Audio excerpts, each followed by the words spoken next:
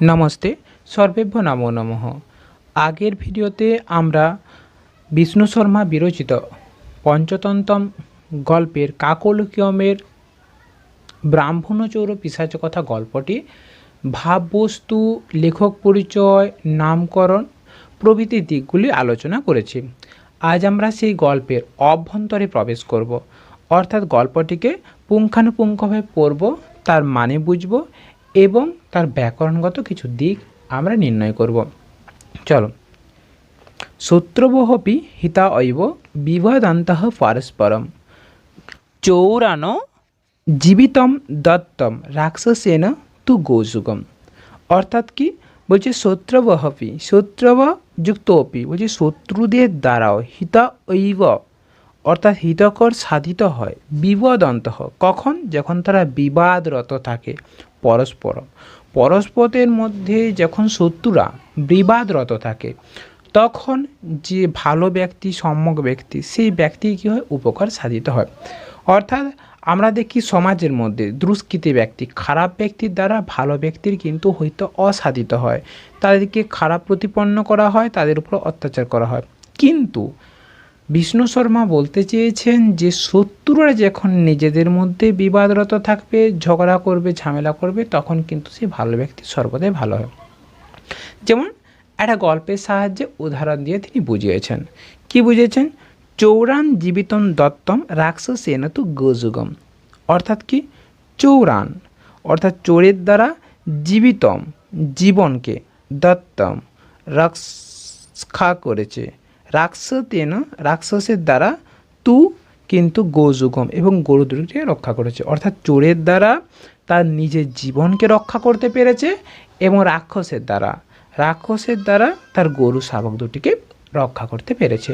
অর্থাৎ চোর যদি না জানাতো যে রাক্ষস তাকে ভক্ষণ করতে এসেছে, তাহলে তার জীবন রক্ষা হতো না। আবার রাক্ষস যদি না জানাতো যে এই গরু শাবক দুটিকে চুরি করতে এসছেন, তাহলে সেই গরু শাবক দুটি রক্ষা হতো না। অর্থাৎ এখানে রাক্ষস বলেছিল বলেই তার গরু দুটি রক্ষা হয়েছে, আর চোর জানিয়েছিল বলেই তার নিজের জীবন প্রাণ রক্ষা পেয়েছে। গল্পের মধ্যে প্রবেশ করলে সেই অংশটাই পুঙ্খানুপুঙ্খ দেখা যায়। অস্তি কস্মিনচিৎ অধিষ্ঠানে দরিদ্র দ্রোণনামা ব্রাহ্মণ প্রতিগ্রহধন সততম বিশিষ্ট বস্ত্র অনুলেপ গন্ধ মাল্য অলঙ্কার তাম্বুলাদাবি ভোগ বর্জিত পরূঢ় ক্রেশ সুষ্ম নখ রোম উপচিত শীত উষ্ণ বাত বর্ষাদেবী পরিশোধিত শরীর। অর্থাৎ কি বলতে চেয়েছে? অস্তি আছে কস্মিনচিৎ অধিষ্ঠানে, কোনো এক স্থানে, দরিদ্র দ্রোণনামা দ্রোণ নামে, ব্রাহ্মণ প্রতিগ্রহ ধন মানে অপরের কাছে চেয়ে চিনতে প্রাপ্ত যে ধন, মানে অপরে দান করলে যে ধন প্রাপ্ত হয় সেই ধন, প্রতিগ্রহ ধন।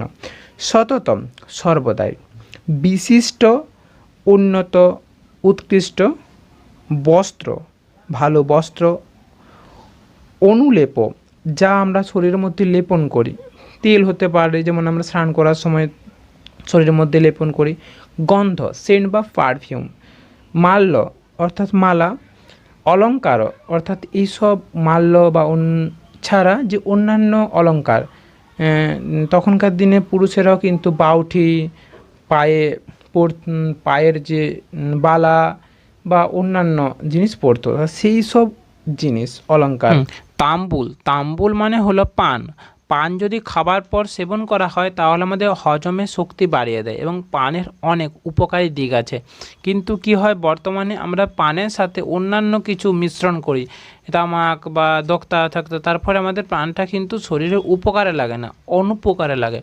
অর্থাৎ আমাদের জানতে হবে এখানে যে তাম্বুল শব্দের আছে, তাম্বুল শব্দের অর্থ হলো পান, বিশেষ কিছু দ্রব্য যেটা আমরা খাবার হিসেবে, তামাক, ভোগ পরিবর্জিত, এগুলি তার ভোগের মধ্যে থাকেনি, বর্জিত ছিল, জীবনে পায়নি।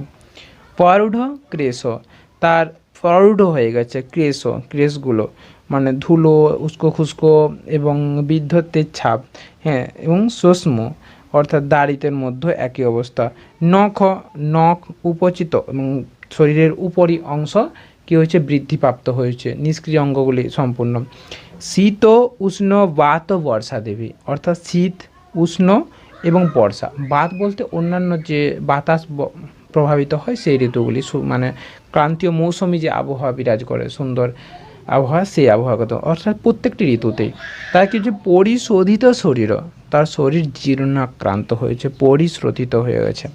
অর্থাৎ এই অংশটি যদি একবারে মানে দেখা যায়, কি পাওয়া যায়, যে কোনো এক স্থানে দরিদ্র দ্রোণ নামে এক ব্রাহ্মণ বসবাস করত এবং তার জীবন কীভাবে নির্বাহী হতো, অর্থাৎ প্রতিগ্রহ ধন, অপরের কাছে চেয়ে চিনতে আনা যে ধন, সেই ধন দ্বারা, এবং তার জীবনে অনেক কিছু পরিবর্জিত ছিল। অর্থাৎ তার জীবন থেকে কী কী হারিয়ে গেছিলো, বস্ত্র ঠিকমতো থাকেনি, অনুলেপন থাকেনি, গন্ধ থাকেনি, মাল্য থাকেনি, অলংকার থাকেনি এবং তামাক থাকেনি। আর কী হয়েছিল, তার জীবনে ভালো মন্দ দিকগুলি না থাকার জন্য তার কেশ বড় হয়ে গেছিলো, নখ বড় হয়ে গেছিলো, দেহের অন্যান্য শরীর উপচিত অংশ ভাগগুলি দুর্বল হয়ে পড়েছিল বা বৃদ্ধত্বের ছাপ অতি সহজেই চলে এসেছিল। আর শীত, উষ্ণ, বর্ষা প্রত্যেকটি ঋতুতেই কী হয়েছিল, তার শরীর পরিশোধিত অর্থাৎ জীর্ণাক্রান্ত ছিল। পরের অংশ দেখা যাক। তস্য চ কেনাপি যজমানেন অনুকম্পয়া শিশু গোযুগম দত্তম। অর্থাৎ কি, তস্য তার, চ মানে এবং, কেনাপি কোনো এক, যজমানের দ্বারা, অনুকম্পয়া অর্থাৎ তাকে ভালোবেসে তার প্রতি দয়াশীল হয়ে, শিশু গোযুগম ছোট ছোট গরুর বাচ্চা, কটা দিয়েছিল, যুগম দুটা, এক যুগম সমান দুটো, দু যুগম মানে চারটা, জোড়া আমরা যেটা বলি, সেই গরু দুটি দত্তম তাকে দান করেছিল। এটা উত্তম, অতীতকালে আছে দত্তমে, দা ধাতুর সঙ্গে প্রত্যয় যুক্ত হয়ে দত্তম এসেছে। তাহলে এই অংশে আমরা কি দেখতে পাচ্ছি, যে কোনো এক যজমান তাকে দয়াবশত দুটি গো শাবক তাকে দান করেছিল। ব্রাহ্মণেন চ বালভাবাৎ আরব্য যাচিত ঘৃত তৈল যবসাদিভিঃ সম্বর্ধ সুপুষ্টং কৃতং। অর্থাৎ কী হয়েছিল, ব্রাহ্মণের দ্বারা, চ মানে এবং, বালভাবাৎ ছোটোবেলা থেকে, আরব্য শুরু করে, যাচিত মানে যেটা চেয়ে চিনতে প্রার্থনা। আমরা আগে দেখেছি ব্রাহ্মণের অবলম্বন বলতে কিছুই থাকেনি, তাই সব কিন্তু মানুষের দান। সেই দানের দ্বারা চেয়ে চিনতে যেসব আন্ত, ঘৃত, তৈল, যবস্বাদেবী জব ইত্যাদি, হ্যাঁ ঘি, তেল এবং জব, এই ঘি, তেল এগুলা বিভিন্ন উপকরণে ব্যবহৃত হয়, প্রত্যেকটি খাদ্যদ্রব্য হিসাবে ব্যবহার করা হয় যখন তাদের রোগ জ্বালা আসে। আমরা দেখেছি যে গ্রামের দিকে এখনও দেখা যায়, যদি গরুর কোনো জ্বর যেটা বলা হয় কণ্ঠ, সেইখানে যখন প্রচুর নাক দিয়ে কফ উৎপন্ন হয়, তখন বোঝা যায় জ্বর এসছে, এবং তাদের গলাতে ঘি লাগানো হয়, তেল লাগানো হয়, কানে তেল দিই, এবং মানে পানের সাথে ওই ঘি মধুকে খাইয়ে দেওয়া হয়, যাতে তার শরীর ওই যে জ্বর জ্বালা বা অন্যান্য যে প্রবলেমগুলো ঘটেছিল ভালো হয়ে যায়। তাহলে এই ঘৃত, তৈল এবং যবস্বা দেবী মানে ঘাস, জব একটা, এবং অন্যান্য যেসব ঘাস পাতা আছে সেই সব খাইয়ে কী করেছিল, সম্বন্ধ সুপুষ্টম কৃতম, সম্পূর্ণভাবে সুপুষ্ট, একবারে নাদুস নতুস যাকে বলে করে তুলেছিল। তচ্চ দৃষ্টা সহসা এব কশ্চিত চৌর চিন্তিতবান অহমস্য ব্রাহ্মণস্য গোযুগম ইদম অপহিস্রামি ইতি নিশ্চিত্য নিশায়াম বন্ধনপাশম গৃহীতা যাবৎপস্থিত তাবৎ অর্ধমার্গে প্রবিরল তীক্ষ্ণ দন্তপঙ্ক্তিঃ উন্নত নাসাবাংশः প্রকট রক্তান্ত নয়নः উপচিত স্নায়ু সং তোতীর্ণত গাত্রः শুষ্ককপলः সুহুতহুত বহপি পিঙ্গল শ্লেষ্মক্লেশः শরীরः কশ্চিৎ দৃষ্টः।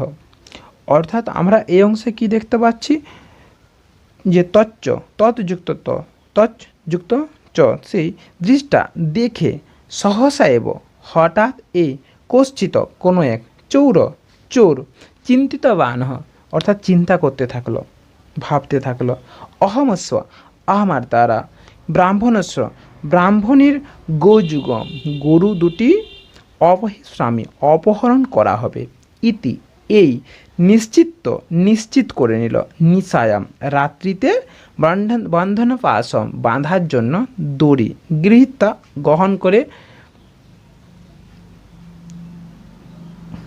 যাবত যতক্ষণ পর্যন্ত প্রস্থিত তাবৎ অর্ধমার্গে মানে যাওয়ার সময় যতক্ষণ পর্যন্ত অর্ধমার্গে মানে মাঝ রাস্তায় যখন পৌঁছে গেল তখন প্রবীর এলো খুব বড় তীক্ষ্ণ হ্যাঁ দন্ত অর্থাৎ খুব বড় বড় তীক্ষ্ণ দাঁত বিশিষ্ট পঙ্ক্তিহি সারিবদ্ধ হ্যাঁ আর উন্নত নাসা বংশ উন্নত পরিমাণের তার নাক বংশ অন্যান্য অঙ্গগুলি প্রকট রক্তান্ত নয়ন তার চোখগুলি রক্তান্ত বর্ণের একবারে রক্ত লাল লাল ঘটেকের সেই রক্তান্ত এবং উপজিত স্নায়ু সংতৃতি নতগাত্র এবং উপচিত স্নায়ু অর্থাৎ তার শরীরের মধ্যে যে শিরা উপশিরা স্নায়ু শিরাগুলি বেরিয়ে গেছে ফুলো ফুলো অংশ দেখা যাচ্ছে আর কি বলেছে নতগাত্র শরীরটি নুয়ে পড়েছে এরকম বিশাল আকৃতির এক দ্বৈতকে দেখতে পেল শুষ্ক কপল অর্থাৎ শুকনো গাল সুহুত বহ পিঙ্গল শ্রুষ্ম ক্রেশ ও শরীর অর্থাৎ তার শরীরটা পিঙ্গল বর্ণের সম্পূর্ণ একবারে হুত আগুনের মতো দাবানলের মতো হ্যাঁ শরীর এবং কুশ্চিত দৃষ্ট এইরকম কোনো যে বিরাট আকৃতি মানব বা দ্বৈতকে সে দেখতে পেল অর্থাৎ এই অংশটা থেকে আমরা যদি দেখা যায় মানেটা কি দাঁড়াচ্ছে এক কথায় অর্থে তাহলে হচ্ছে কোনো এক চোর তার ওই হৃষ্টপুষ্ট গরুগুলিকে দেখে চিন্তা করতে থাকলো যে তার গরু দুটিকে বা শাবক দুটিকে চুরি করবে তাই সে কী করলো কোনো একদিন কি দড়িকে নিয়ে বেরিয়ে পড়লো যখন মাঝ রাস্তায় যায় সেই সময় দেখতে পায় এক বিরাট আকৃতির দ্বৈত এবং সেই দ্বৈত বর্ণনা দিয়েছে কি বর্ণনা দিয়েছে তার খুব উঁচু উঁচু দাঁত একবার পংক্তি সারিবদ্ধভাবে উন্নত নাক বংশ উন্নত বড় বড় উপচিত অংশগুলো নাক বা অন্যান্য অংশ প্রকট রক্তাক্ত নয়ন অর্থাৎ চোখগুলি লাল টকটকা হয়ে গেছে আর কি দেখা যাচ্ছে যে স্নায়ু শরীরের মধ্যে যে শিরা উপশিরা সেটা বেরিয়ে গেছে আর শরীরটা নত গাত্র মানে নুয়ে পড়েছে এইরকম শুষ্ক কপাল ভাগ কী হয়েছে শুষ্ক হয়েছে গালগুলো শুষ্ক হয়ে গেছে কপল মানে গাল এবং সুহুত আগুনের মতো পিঙ্গল বর্ণ তার শরীরটা একবারে এবং দাঁড়িয়েও হ্যাঁ সেই রকম কোষ্ঠিত কোনো এক ব্যক্তিকে দেখতে পেল তারপরে দেখা যাক দৃষ্টাচ ত্রম তীব্র ভয়স্তত্র ওপি চৌর অববৃত কো ভবানো ইতি দৃষ্টা মানে দেখে চ মানে এবং ত মানে তাকে তীব্র খুব ভয় মানে ভয় পেলস্ত ওপি ও এবং কি করলো চৌর অববৃত চৌর যুক্ত অববৃত চোর অববৃত মানে বলল কি বলল কে ভবান কে আপনি এই অর্থাৎ কী দেখা যাচ্ছে সেই চোরটি ওই বিশাল আকৃতি মানবকে দেখে ভয় পেয়ে গেল এবং ভয় পেয়ে তাকে জিজ্ঞাসা করলো যে কে আপনি স আহ সে উত্তর দিল সত্যবচনম অহম ব্রহ্ম রাক্ষস কি বলল সত্যবচন নামে আমি এক ব্রহ্ম রাক্ষস ভবান ওপি আত্মনম নিবেদয়তু আপনিও ভবান আপনিও আত্মনম নিজেকে নিবেদন করুন বলুন আপনি কে স অব্যবৃত সে বলল অহম কুড়কর্মা চোর বলছে আমি একজন কুড়কর্মা চোর চুরিবৃত্তি করে দরিদ্র ব্রাহ্মণস্য দরিদ্র ব্রাহ্মণের গোযুগম গরু দুটিকে হর্তুম উপস্থিত অস্মি গরু দুটিকে চুরি করার জন্য বেরিয়ে পড়েছি প্রস্থান করেছি অর্থাৎ আমরা এই অংশে কি দেখতে পাচ্ছি যে ব্রহ্ম রাক্ষস বিশাল আকৃতি সে তাকে নিজেকে পরিচয় দিল সত্যবচন হিসাবে ব্রহ্ম রাক্ষস সে সর্বদাই সত্য কথা বলে এইরকম এক ব্রহ্ম রাক্ষস মানে ব্রাহ্মণকে একমাত্র ভক্ষণ করে মানে অন্যান্য যে শ্রেণী আমরা দেখতে পাই এই আমাদের সনাতনী সমাজের মধ্যে ভারতীয় উপমহাদেশের সমাজের মধ্যে 4টা শ্রেণীর মানুষ দেখতে পাই ব্রাহ্মণ ক্ষত্রিয় বৈশ্য শূদ্র তাহলে একমাত্র এই ব্রহ্ম রাক্ষস এই ব্রাহ্মণ দিকেই ভক্ষণ করে তার মানে আর যে 3 জাতি এইসব জাতিকে কিন্তু ভক্ষণ করে না তার মানে কী দাঁড়ায় চোর একেই ছেঁচড়া তার মানে হচ্ছে সে নিশ্চয়ই ব্রাহ্মণ নয় কারণ ব্রাহ্মণদের তখন কর্তব্যটা ব্রাহ্মণ জ্ঞান জানতে অর্থাৎ যারা ব্রহ্ম জ্ঞান জানে তারাই ব্রাহ্মণ অর্থাৎ যারা পড়াশোনা সব কিছু অনেক কিছু উন্নত তারা কিন্তু চোর হবে না তাহলে চোর মানে কি শূদ্র জাতি যাকে বলছে বা অন্যান্য আমি বলতে চাইছি অর্থাৎ এই চোর কি যখন ও ব্রহ্ম রাক্ষস পরিচয় পেল তখন মনের মধ্যে একটা শান্ততা এলো, এরকম আমরা একটা পরিচয় পাবো। এই জিনিসটা বুঝেছ?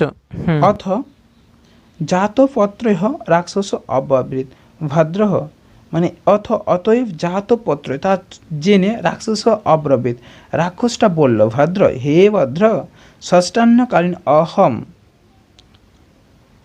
অতঃ তম এব ব্রাহ্মণম অদ্র ভক্ষয়িষ্যামি। বলছে ষষ্ঠান্নকালীনে আমি কি করব, এই ব্রাহ্মণকে ভক্ষণ করব।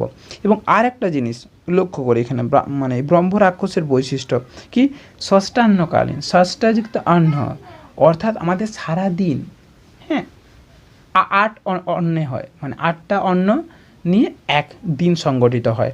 অর্থাৎ আমাদের কিন্তু নিয়ম সকাল থেকে তার পরের দিনের যে সকাল, এটা হলো একদিন, মানে রাত 12টা থেকে তার পরের দিন 12টা, রাত 12টা এটা নয়, সকাল 6টা থেকে তার পরের দিন সকাল 6টা পর্যন্ত। অর্থাৎ ষষ্ঠ অন্ন পড়ছে আমাদের ওই রাত, গভীর রাত দিকে 12টার দিকে, আরও 2 অন্ন হয়ে গেলে আমাদের দিন হয়ে যাচ্ছে তারা ষষ্ঠ অন্ন, অর্থাৎ 12টার দিকে, অর্থাৎ গভীর রাত্রিতে, তখন সে একমাত্র ভক্ষণ করে। অর্থাৎ এই ব্রহ্ম রাক্ষস ব্রাহ্মণকে ভক্ষণ করতে যাবে। তৎসুন্দরম ইদম, এটা খুব সুন্দর। একো কার্য ব্যায়াম, তাহলে আমাদের কার্যটা কি এক না, তৎ যুক্ত সুন্দরম যুক্ত ইদম, হ্যাঁ, এক যুক্ত কার্য যুক্ত এব যুক্ত আবাম, মানে আমাদের দুজনকারী একই কার্য। অথ তো তত্র গত্রা একান্তে কালম অন্বেষন্ত স্থিত, অর্থাৎ অতএব তো তারা দুজন তত্র সেখানে গত্বা গিয়ে একান্তে, হ্যাঁ, কালম অন্বেষয়ন্তী কাল যাপন করতে থাকলো, স্থিত সেখানে উপস্থিত থেকে, প্রসুপ্তে চ ব্রাহ্মণে তদ ভক্ষণার্থম প্রস্থিতম রাক্ষসম দৃষ্টা চৌর অববৃত ভাদ্র নৈশনেহ যত গোযুগে ময়া অপহিত্রে পশ্চাৎ তম এনম ব্রাহ্মণ রাক্ষস ভক্ষসে। অর্থাৎ কি বলতে চাইছে যে প্রসুপ্তে চ ব্রাহ্মণে, প্রসুপ্তে যখন ব্রাহ্মণ ঘুমিয়ে পড়ল, চ এবং ব্রাহ্মণের দ্বার, তদ সেই ভক্ষণার্থম ভক্ষণের জন্য খাবার জন্য গেল, প্রস্থিতম প্রস্থান করো, রাক্ষসম কে গেল, রাক্ষস, দৃষ্টা চৌর অববৃত, অর্থাৎ দেখে চৌর অববৃত, চোর বলল, মানে যখন ব্রহ্ম রাক্ষসকে ভক্ষণ করার জন্য এগিয়ে গেল তখন চোর বলছে, কি বলছে, ভাদ্র, হে ভাদ্র, নৈশনেহ, এটা উচিত কাজ নয়, যত যেহেতু গো যুগে ময়া অপহিত, যেহেতু আমার দ্বারা আগে গৌ শাবক দুটি অপহিত, মানে অপহরণ করা হোক, পশ্চাৎ তম এব ব্রহ্ম ভ্রাক্ষয়, বলছে তারপর পশ্চাৎ তম তোমার দ্বারা এনম এই ব্রাহ্মণকে ভাক্ষয়, মানে ভক্ষণ করা হোক। স অব্যবৃত, সে বলল, কদাচিৎ অয়ম ব্রাহ্মণ গো শব্দেন বুদ্ধেত তদ অর্থম অয়ম মমারম্ভ স্যাৎ।